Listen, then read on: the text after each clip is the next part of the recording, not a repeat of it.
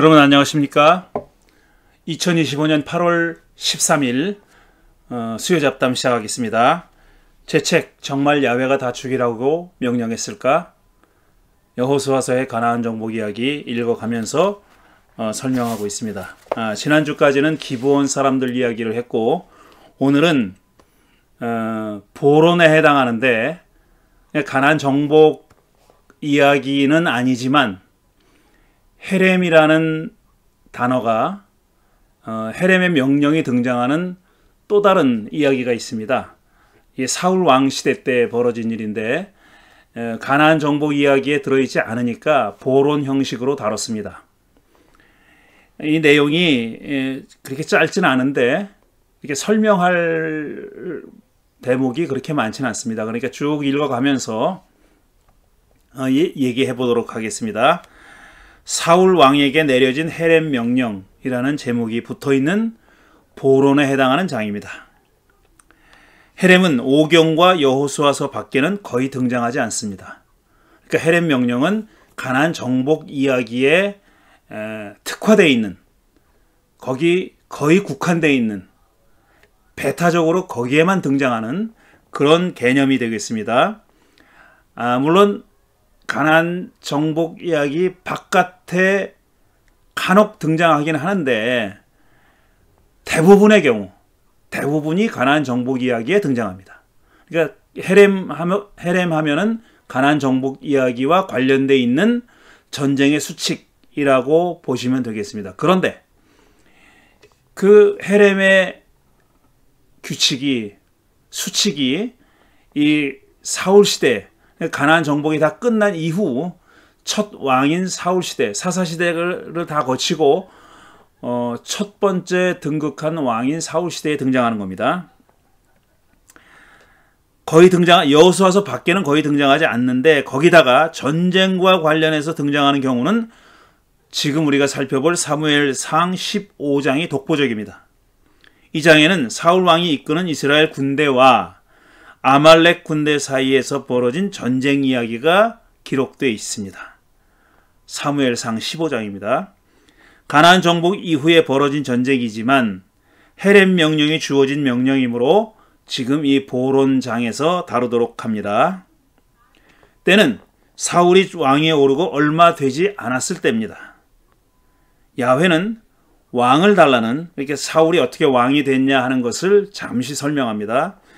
야훼는 왕을 달라는 백성의 성화에 못 이겨 사울을 왕으로 선택합니다. 마지못해 내준 겁니다. 원치 않는 거예요. 원치 않으셨습니다. 야훼 신은. 왜냐하면 자신을 왕으로 여기지 않는다고 봤기 때문에, 백성들이 그래서 인간 왕을 원한다고 요구한다고 봤기 때문에 내키지 않은 그런 선택이었습니다. 당시 사사, 제사장, 예언자를 겸임했던 사무엘은, 그러니까 사무엘은 이 역할의 분화가 일어나지 않았던 시기에 지도자입니다. 야훼의 명을 받들어 사울에게 기름을 부어 그를 왕위에 올렸습니다. 사무엘상은 그의 왕위 즉위식이 3번이나 벌어졌다고, 즉위식이 3번 있었다고 서술합니다.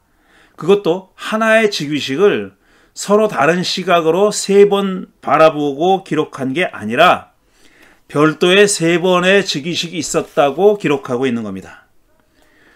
이 사실은, 이렇게 3번이나 왕위 즉위식이 있었다는 사실은 이 왕위 즉위식이, 그러니까 군주제가 도입되는 것이 그렇게 순탄한 과정은 아니었다는 것을 보여줍니다. 사실 생각해보면 당연합니다. 왜냐하면 제도가 근본적으로 바뀌는 거예요. 한 사회의 제도가 근본적으로 바뀌는 겁니다. 사사시대에서 군주제 시대로 넘어가는 거예요. 근데 그게 이렇게 스무스하게 넘어갔을 이유가 없죠. 수많은 갈등들이 있었을 겁니다. 물론 우리가 갖고 있는 성경이 그걸 자세하게 서술하진 않아요. 어떤 갈등이 있었고 어떤 경과를 거쳐서 이런 결론에 도달했는지 하는 것을 자세히 설명하지는 않지만 사울의 즉위식이 3번 있었다고 서술함으로써 그게 그렇게 간단치도 스무스하지도 않았던 과정이었다는 것을 간접적으로 보여주는 거죠. 그는 이 과정을 거쳐서 이스라엘의 첫 왕이 됐습니다. 시대를 막론하고 한 집단의 지도자는 지명되는 과정, 또 입증하는 과정, 그리고 확인하는 과정, 이 세 과정을 거칩니다. 지도자로 지명을 받습니다. 또 개인이나 신이나 아니면 누구에게든지 지명을 받으면 그 지명이 타당했다는 것을 입증해야 돼요. 그러니까 능력을 입증해야 되는 겁니다. 능력이 입증되면은 확인하는 과정, 제가 하는 거죠. 맞아. 네가 지도자가 되는 게 마땅해. 라고 컨퍼메이션 하는 과정, 그게 필요한 거죠. 이 세 과정을 거쳐서 자리에 오릅니다. 사울도 그랬죠. 그는 야훼의 지명을 받아서 사무엘의 기름 부음을 받아서 왕위에 올랐습니다. 하지만 그에게 그럴 만한 자질과 능력이 있음을 백성에게 입증해야 했습니다. 사실 이 책을 읽기 전에 제가 읽으면서 설명했던 이 일그러진 영웅 대 만들어진 영웅, 이건 사울과 다윗의 평전이죠. 이 책에 사울에 관한 내용이 좀 자세하게 설명되어 있습니다. 그러니까 혹시 궁금하시면은 이 책을 보시거나 아니면은 이전의 영상, 지금 이 우리 LA 향림교회 채널에 들어있는 이 책을 읽는 영상, 그 영상을 보시면은 많이 도움이 될 겁니다. 그는 군대를 이끌고 전쟁에 나가서 승리함으로써 왕으로서의 능력과 자질을 입증했습니다. 나가서 이겼어요. 그 다음에 온 백성들 앞에서 왕이 즉위식을 가졌죠. 그 컨퍼메이션하는, 그러니까 확인하는 과정을 거친 겁니다. 이렇게. 문제는 그 다음에 벌어졌습니다. 다 이제 지명받고 입증했고 그 컨퍼메이션하는, 그 제거하는, 확인하는 과정을 다 거친 다음에, 그러니까 적법한 왕, 정당한 왕으로서 인정을 받은 다음에 벌어진 겁니다. 그는 정당한 과정을 거쳐 왕이 됐지만 아쉽게도 또 비극적이게도 초기부터 야훼의 눈밖에 나고 말았습니다. 이 이야기를 서술한 화자는 그에게 순종의 자질이 부족하다라고 판단 내렸습니다. 사울에게 부족한 건 그의 전투 능력도 왕으로서의 통치 능력도 아니에요. 그게 아니라 야훼의 명령에 순종하는 그 자질이 부족하다. 순종하는 자질이 부족하다고 말한 겁니다. 많은 기독교인들에게 널리 알려진 순종이 제사보다 낫다는 말은 바로 이 에피소드에 등장하는 말입니다. 사무엘이 한 말이죠. 그리고 이제부터 얘기할 아말렉과의 전쟁은 그의 자질 부족을 보여주는 사건이었습니다. 순종의 자질이 부족하다는 것을 보여주는 사건. 그런데 여기에 바로 헤렘 명령이 등장하고 순종하지 않았다는 것은 헤렘 명령을 순종하지 않았다는 게 됩니다. 사무엘은 야훼가 세운 왕으로서 사울의 역할을 강조하면서 이스라엘이 출애굽했을 때 그들의 앞길을 가로막은 아말렉을 벌하겠다는 야훼의 메시지를 전합니다. 그러니까 야훼가 쉽게 얘기하면 뒤끝이 있는 거예요.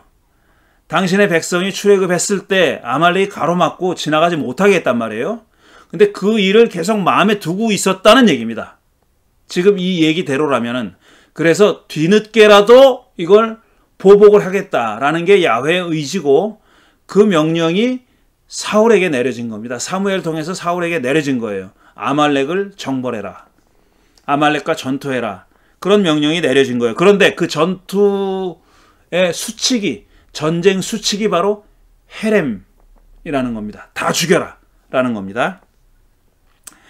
그러니까 사울은 이제 가서 아말렉을 쳐라. 이건 야훼의 명령입니다. 그들에게 딸린 것은 모두 전멸시켜라. 헤렘하라는 얘기죠. 사정을 봐줘서는 안 된다. 남자와 여자, 어린아이와 젖먹이, 소떼와 양떼, 낙타와 나귀 등 무엇이든 가릴 것 없이 다 죽여라. 라고 명령했습니다. 가나안 정복 이야기에 자주 등장하는 표현이 여기도 등장하죠. 사울은 한마디로 야훼에게 아말렉을 헤렘하라는 명령을 받은 겁니다.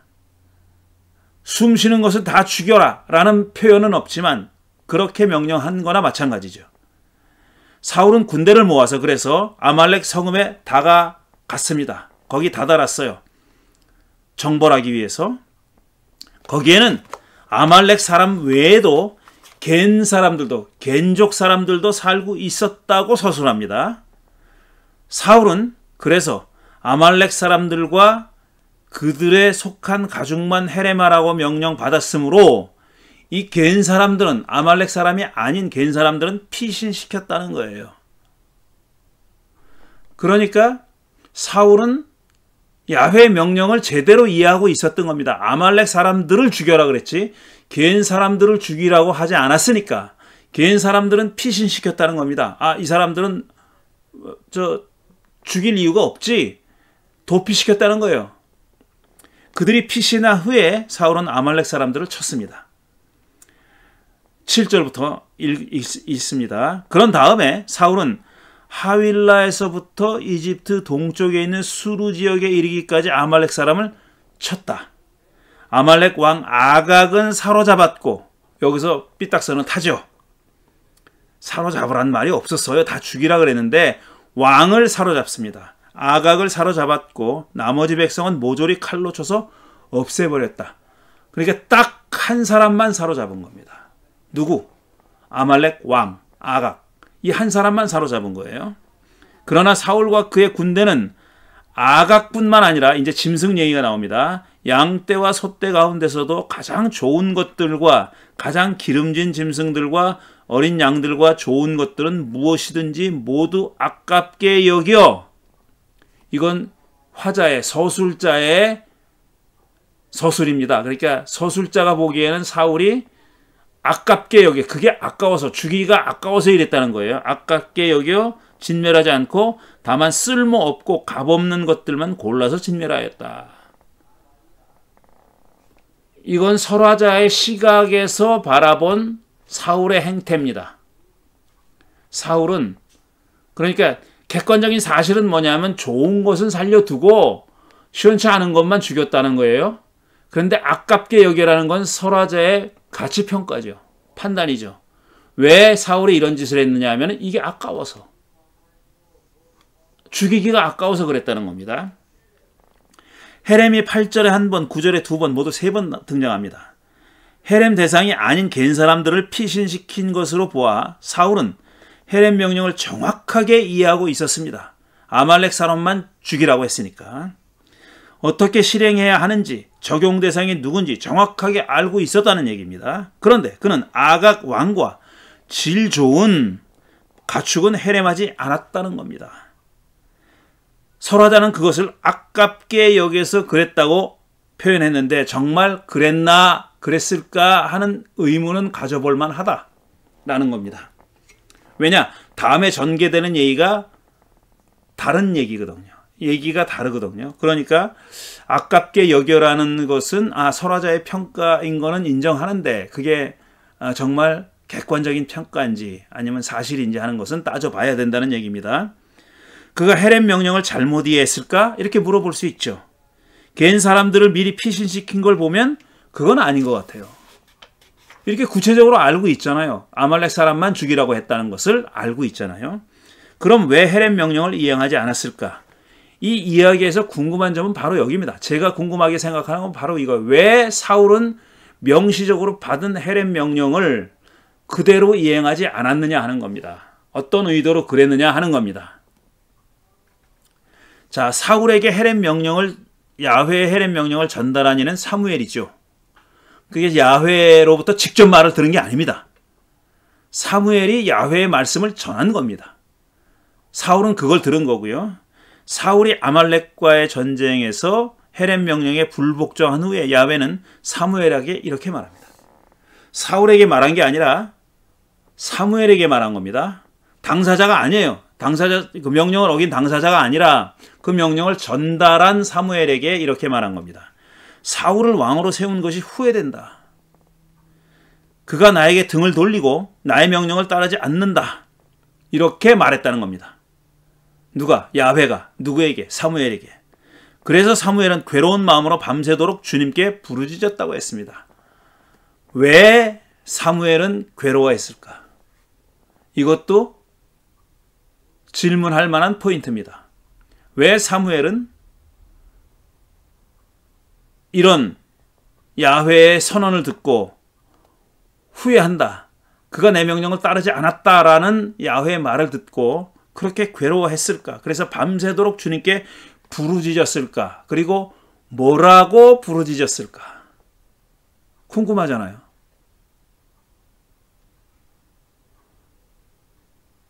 그래도 사울이 이스라엘 왕이니까 적당히 처벌해 주십시오라고 부르짖었을까?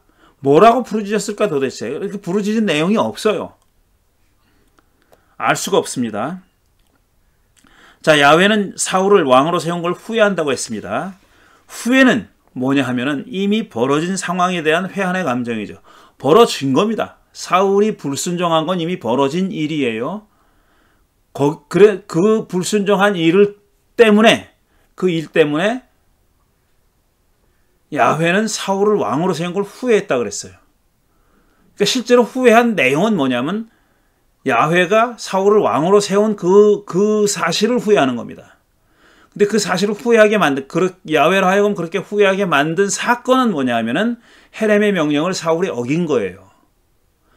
그러니까 지금 후회하는 내용은 야훼가 사울을 왕으로 세운 사실 그 자체를 후회한다는 얘기입니다. 자, 야훼가 후회했다는 얘기는 자신의 실수를 인정했다는, 받아들였다는 뜻이에요. 잘못했다는 것을 받아들였다는 얘기예요. 잘못했다는 걸 알았다는 겁니다.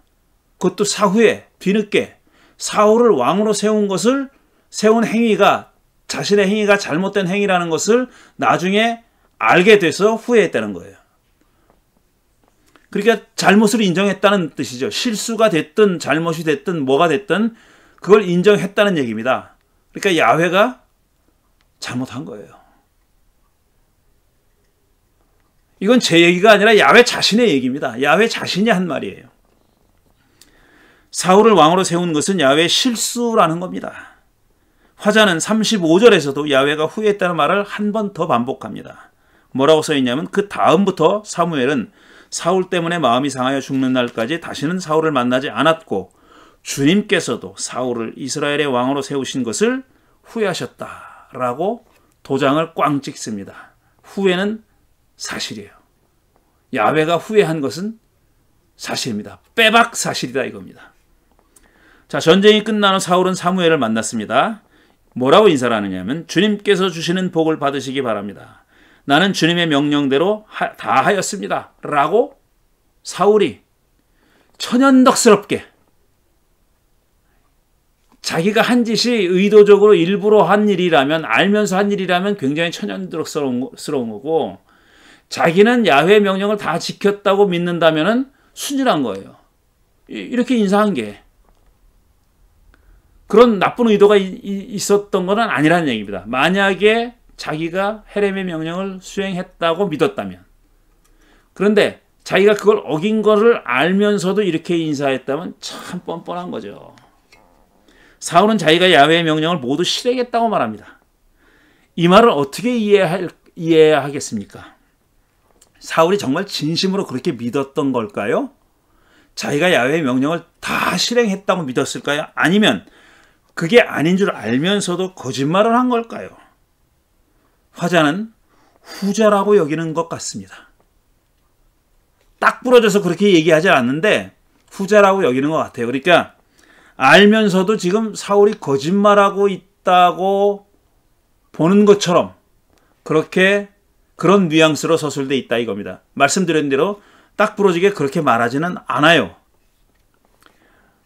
그 다음에 14절 15절 그러자 사무엘이 이렇게 묻습니다. 나의 귀에 들리는 이 양떼의 소리와 내가 듣는 소떼의 소리는 무엇입니까? 사울이 대답합니다. 그것은 아말렉 사람에게서 빼앗은 것입니다. 천연덕스럽게 얘기해요. 다 죽이라 그랬는데 마치 그런 명령이 없었다는 듯이 그거 아말렉 사람들한테 뺏어온 건데요. 우리 군인들이 예언자께서 섬기시는 주 하나님께 제물로 바치려고 양떼와 소떼 가운데서 가장 좋은 것들을 남겼다가 끌어왔습니다. 그러니까 지금 이 살아있는 짐승들은 다 야훼께 제물로 바치려고 살려둔 겁니다. 라고 얘기한 겁니다. 그러나 나머지 것들은 우리가 전멸하였습니다. 제물로 바칠 것 말고 다른 것들은 다 전멸했다는 거죠. 화자는 그걸 시원치 않은, 품질이 좋지 않은, 질이 좋지 않은 짐승이라고 그렇게 서술한 거고요. 그러자 사무엘은 의외로 매섭게 꾸짖지 않고 돌려서 물었습니다. 이렇게 돌려서 물은 거죠. 그러자 사울은 아무렇지도 않다는 듯이 노획한 가축들이라고 대답한 겁니다. 야훼에게 제물로 바치려고 가장 좋은 것들을 죽이지 않고 남겨서 끌어왔다는 겁니다. 전혀 움츠러든 기색이 없이 당당해 보이죠. 야훼 명령을 다 수행한 것처럼, 순종한 것처럼 그렇게 얘기합니다. 순진한 걸까요? 아니면 뻔뻔한 걸까요? 야훼에게 제물을 바치려고 끌고 왔다는 말은 정말 진정일까요? 아니면 임기응변으로 둘러댄 말일까요? 요즘 뻔뻔하게 둘러대는 사람들이 많잖아요. 지금 내란 재판까지는 아니고 수사하는데 뭐 거짓말 아주 뻔뻔하게 하잖아요. 바로 탄로날 거짓말을 뻔뻔하게 하잖아요. 사울이 그자들처럼 그렇게 한 거냐 이거예요. 금방 들통날 거짓말을 그렇게 뻔뻔하게 한 걸까요? 아니면 자기는 야훼의 명령을 수행한다고 생각하고 그렇게 한 걸까요? 사울의 말을 다 듣고 나서 사무엘은 그제서야 그를 꾸짖습니다. 임금님이 스스로를 하찮은 사람이라고 생각하시던 그 무렵에 그렇게 얘기합니다. 사울이 실제로 왕이 될 때. 주님께서 임금님께 기름을 부어 이스라엘의 왕으로 세우셨습니다. 그래서 임금님이 이스라엘 모든 지파의 어른이 되신 것이 아닙니까? 주님께서는 임금님을 전쟁터로 내보내시면서 저 못된 아말렉 사람들을 진멸하고 그들을 진멸할 때까지 그들과 싸우라고 하셨습니다. 해nem하라고 하셨습니다. 그런데 어찌하여 주님께 순종하지 아니하고 약탈하는 데만 마음을 쏟으면서 주님께서 보시는 앞에서 악한 일을 하셨습니까? 꾸짖었어요. 대놓고 꾸짖었죠. 그런데 꾸짖는 방법으로 사무엘이 동원한 건 과거 일입니다. 과거 야훼가 그를 왕으로 삼았을 때, 사울을 왕으로 세웠을 때 얘기합니다. 사울은 과거 일을 꺼냈습니다. 야훼가 그에게 가졌던 기대를 떠올려 보라는 겁니다. 그런 기대를 받았던 그가 어떻게 이런 짓을 할 수 있겠냐 이런 겁니다. 야훼가 그에게 기대한 것은 순종이었다고 말했죠. 그런데 사울은 야훼의 기대를 저버리고 헤렘 명령을 어겼다는 겁니다. 그는 헤렘을 빼돌렸습니다. 순종하다 동사 히브리어 샤마라는 동사는 1차적으로 귀담아 듣는다라는 뜻입니다. 거기서 순종하다라는 식으로 파생된 겁니다. 의미가 넓어진 거죠. 이 이야기의 키워드는 샤마, 곧 순종입니다. 여기만 등장하는 게 아니라 나중에 또 등장하거든요. 그러니까 관건은 뭐냐? 누구의 말을 귀담아 들을 것이냐?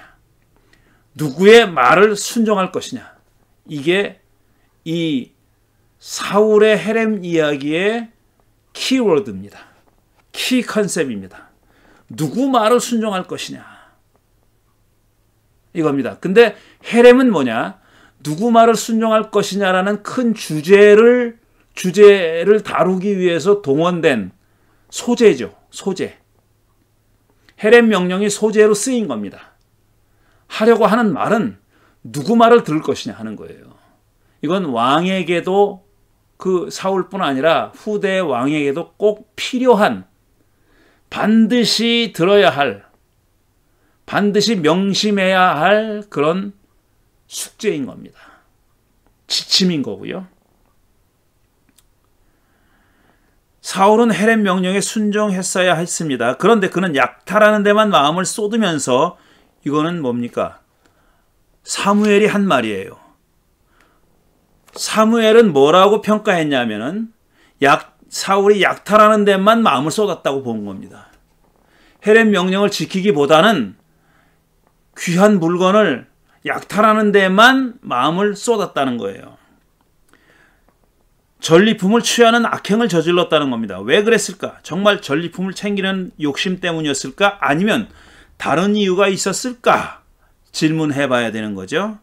사무엘은 왜 그랬냐고 묻습니다. 도대체 왜 그랬냐고, 왜 그걸 빼돌렸냐고 물었어요. 그도 사울이 그렇게 행동한 이유가 궁금했을까요? 아니면 알면서도 꾸중하는 뜻으로 이렇게 말했던 걸까요? 자, 사울은 이렇게 말합니다.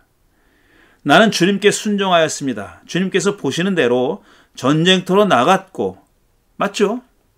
아말렉 왕 아각도 사로잡아왔고, 아니죠, 이거는.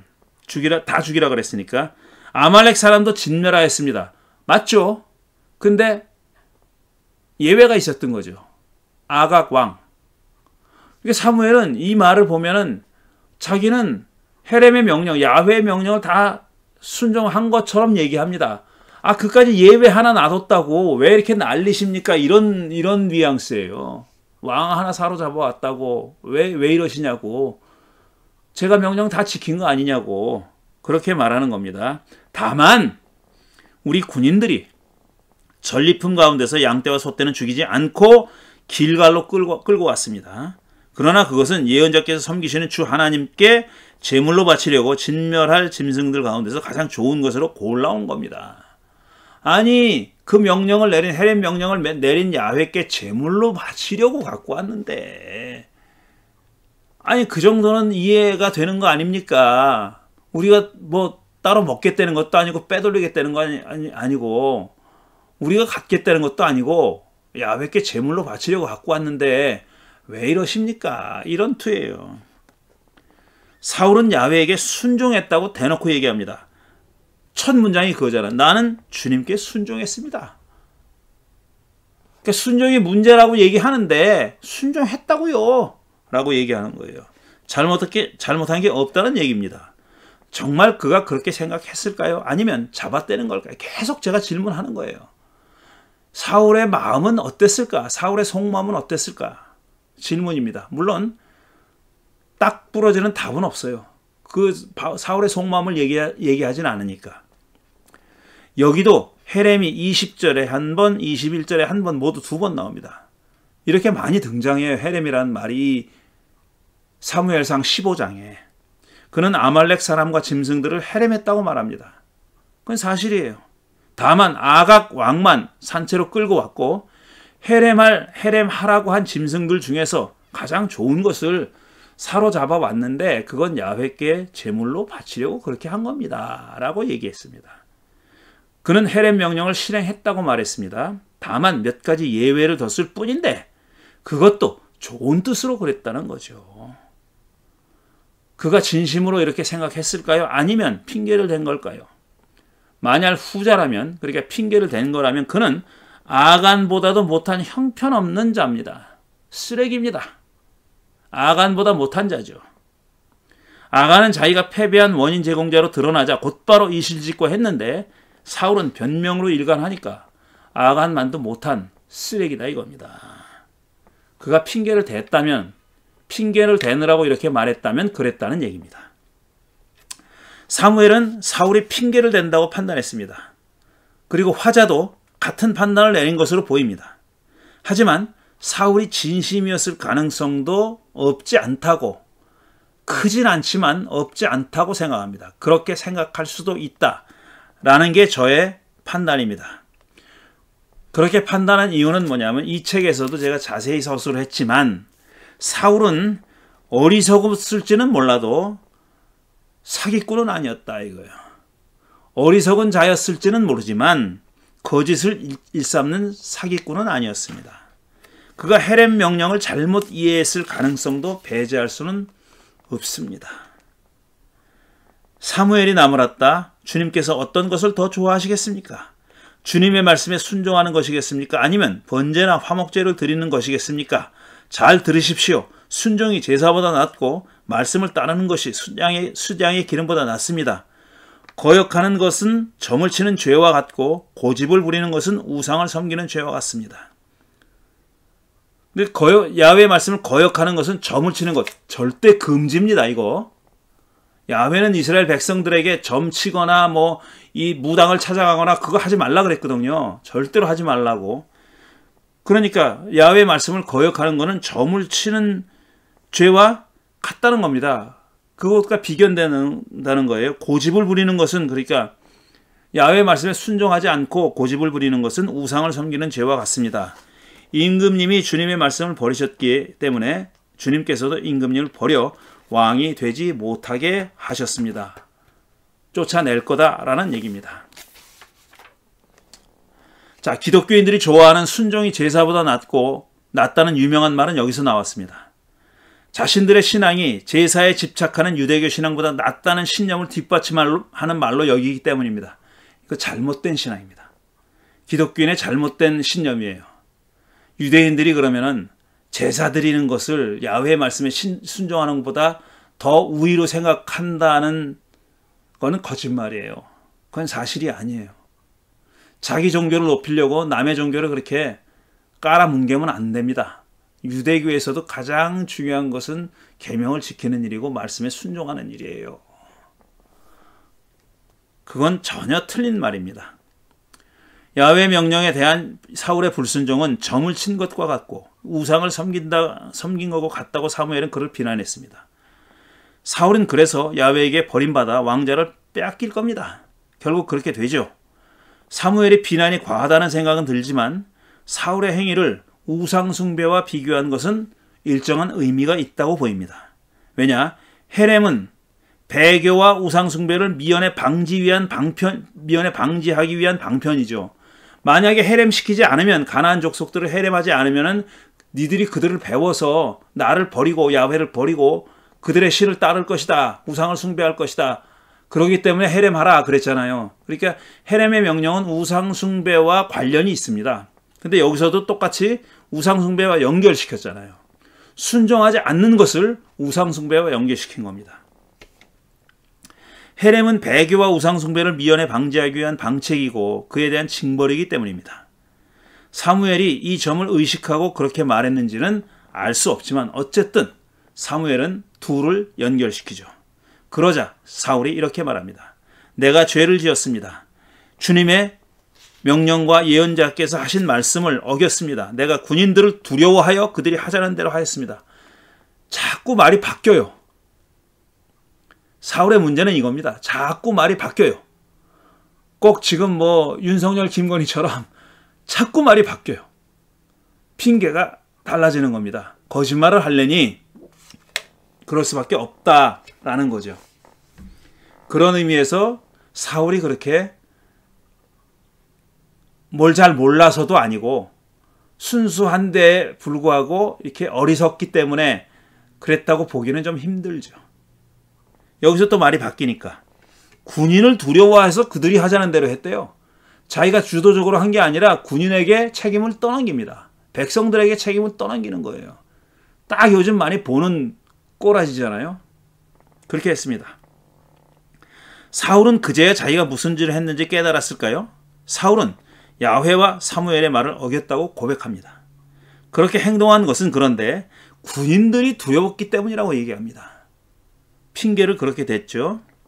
그들이 두려워서 그들이 하자는 대로 했다는 겁니다. 히브리 원문에는 이게 참 흥미로운 재미있는 점이에요.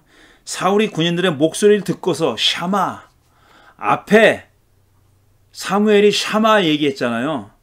순종이라고 했잖아요. 순종.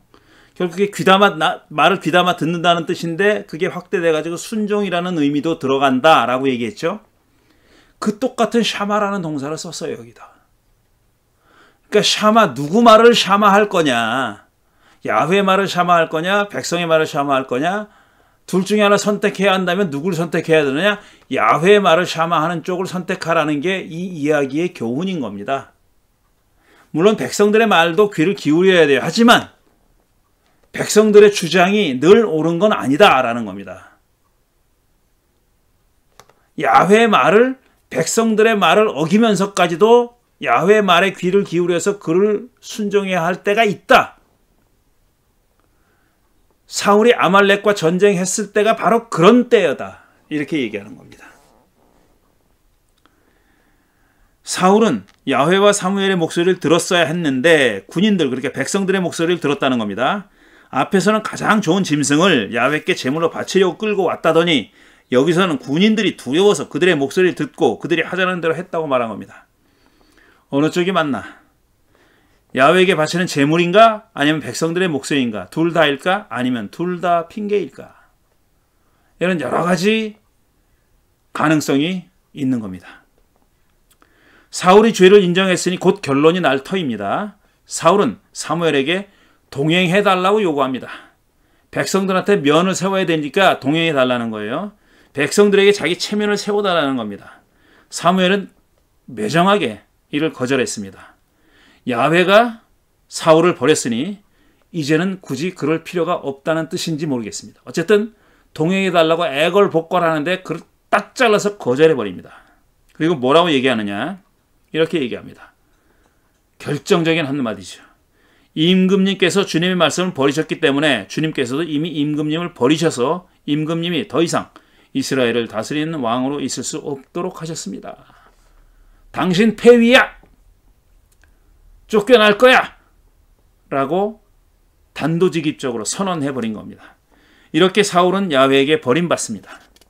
야훼는 사울이 원치도 않았던 왕위를 그에게 올려놓고 얼마 되지 않아서 그를 내쳤습니다. 물론 책임이 사울에게 있지만 사울도 억울한 면이 있어요. 내가 언제 왕 시켜달라 그랬습니까? 도망갔잖아요. 숨고 도망가고 그런데 억지로 그를 왕으로 삼은 거죠. 근데 왕이 되고 나서 마음이 달라졌을 수도 있어요. 권력을 갖게 됐으니까요.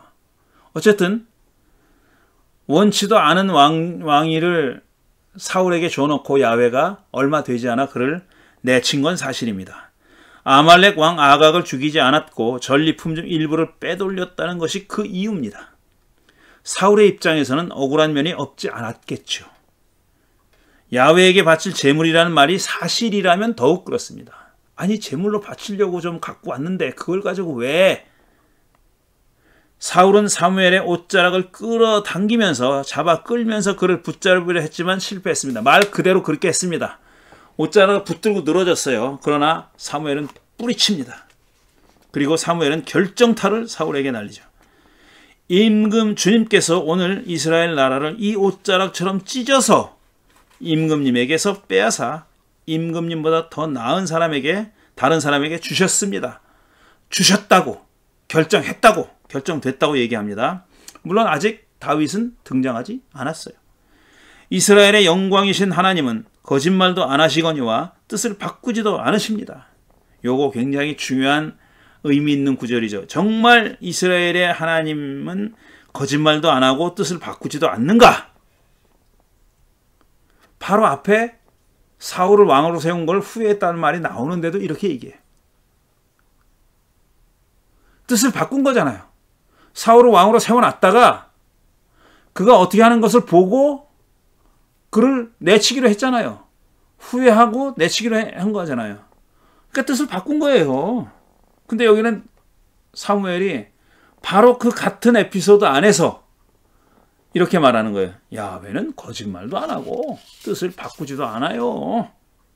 하나님은 사람이 아니십니다. 그러므로 하나님은 뜻을 바꾸지 않으십니다. 라고 얘기해요. 그러자 사울은 이렇게 사정합니다. 지푸라기라도 잡는 심정이었겠죠. 내가 죄를 지었습니다. 그러나 나의 백성 이스라엘과 백성의 장로들 앞에서 제발 나의 체면은 세워주시기 바랍니다. 나와 함께 가셔서 내가 예언자께서 섬기시는 주 하나님께 경배할 수 있도록 하여 주십시오. 다시 한번 사울은 자기 죄를 고백했습니다. 이번에는 그 어떤 핑계도 대지 않고 그냥 무조건 잘못했다고 그렇게 말합니다. 다만 장로들과 백성들 앞에서 체면을 세워달라고 사무엘에게 동행을 청했고 같이 가서 야훼께 경배하자고까지 했습니다. 그러자 사무엘은 이 청까지 거절할 수는 없었던지 둘이 함께 가서 야훼께 경배한 후에 그 다음에 아각 왕을 죽입니다. 그 후 사무엘과 사울은 헤어집니다. 그리고 그 이후로 다시는 두 사람이 만나지 않았다고 했습니다. 한 번 만나죠. 사울이 죽은 다음에 홀령이 돼서 만난 이야기가 나중에 나옵니다. 화자는 야훼가 사울을 왕으로 세운 것을 후회했다는 말로 이야기를 마무리합니다. 아까 읽은 거죠. 바로 35절 읽은 얘기죠.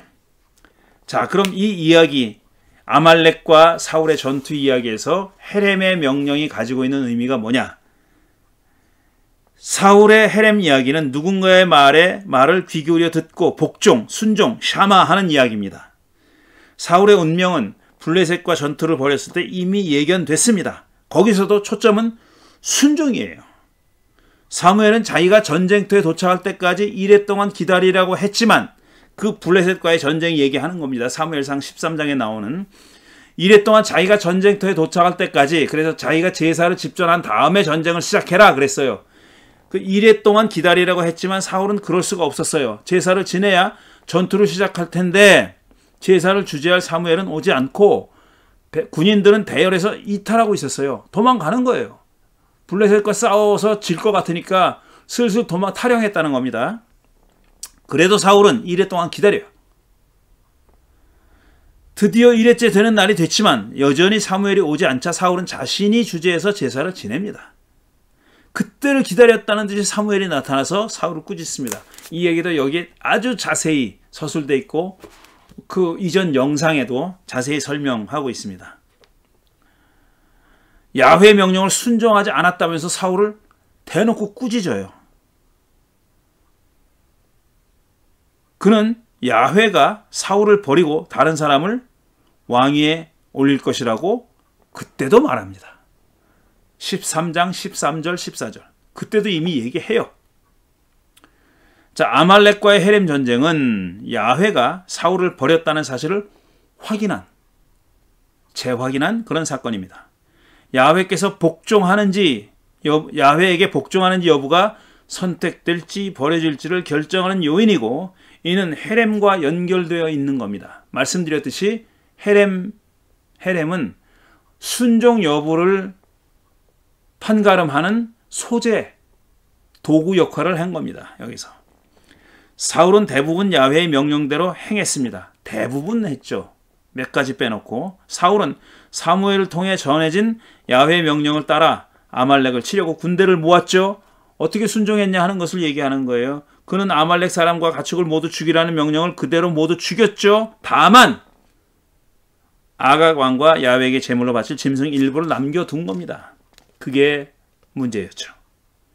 이는 사울이 헤렘의 명령을 무시했기 때문일 수도 있지만 잘못 이해했기 때문일 수도 있다는 겁니다. 좋게 봐주자면 그런 뜻이라는 얘기죠. 완결성의 원칙을 갖고 있는 완결성의 원칙이 갖고 있는 헤렘 명령의 두 가지가 완결성이잖아요. 베타성과 완결성인데 그 완결성의 원칙이 갖고 있는 무게를 충분히 인식하지 못하고 야훼께 제물 바칠 몇 개는 빼돌려도 되는 거 아니야? 또 아각은 나중에 공개 처형하면 되는 거 아니야? 이렇게 생각했을 수도 있다는 겁니다. 그도 아각 왕을 끝내 풀어주려고 하지는 않았을 겁니다. 그랬겠죠. 근데 뭔가 좀 멋있는 모습으로 자기를 부각시키려고 했을지는 모릅니다. 백성들이 다 보는 앞에서 아각을 공개 처형하려고 했을 수도 있다는 얘기입니다. 물론 이건 짐작이지만요. 적군의 왕을 풀어줄 이유는 없습니다. 야훼에게 바치려고 가축 일부를 데려왔다는 말도 거짓이 아닐 수 있습니다. 완결성의 원칙에는 어긋나지만 그런 의도를 가지고 있었을 수도 있다는 겁니다. 하지만 헤렘이 뭡니까?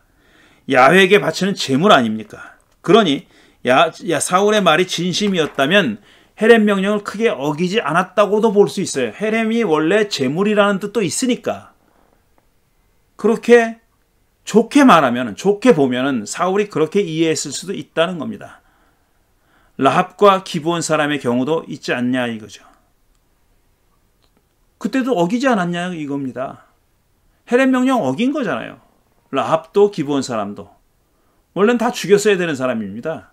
그러니까 사울만 가지고 왜 나만 가지고 그래? 그럴 수도 있다는 거예요. 사울이. 왜 백성들이 여호수아도 다 어겼잖아요.